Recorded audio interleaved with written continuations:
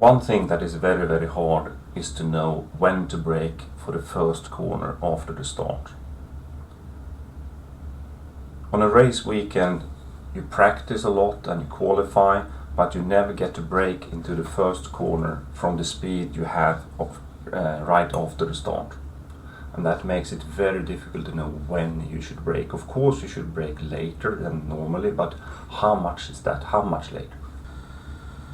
Even the professional riders has a hard time finding the right braking point for the first corner. This sequence is kind of famous. It shows you how Bautista gets it wrong, and in the process he takes out Lorenzo. And he's trying to apologize, but people get angry at you. To show you how you can get it right using fastest lap calculator, we will use this calculation of Knutstorp, which is a track in the south of Sweden. In this calculation it's down-tuned to represent my lap times on my bike, and we can see the braking point, the normal braking point on a flying lap is just here, and here is a wall. The wall ends just after the braking point.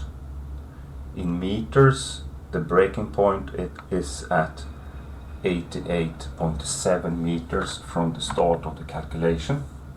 The speed at the braking point is roughly 229 kilometers an hour. And if I want to see what happens with the braking point just after the start, all I have to do is to slow down the calculation at the starting point. So I just make a twist to the calculation, which virtually stops the bike at the grid. And what I can see now is that the braking point comes at 135 meters. That is actually 46.3 meters later. So instead of braking here, I should brake 46.3 meters later. If we look at the speed at the initial braking point, which was at 88.7 meters, I now have roughly 181 kilometers an hour instead of 229. So of course I shouldn't brake at this point where I'm used to brake. I have to brake later.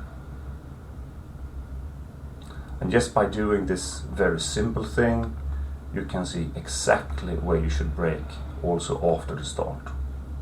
You can go out there and you can have a look at it before you actually start. You can walk on the track and you can put yourself in the original braking position, and you can walk to the braking position after the start to get familiar with where you should brake.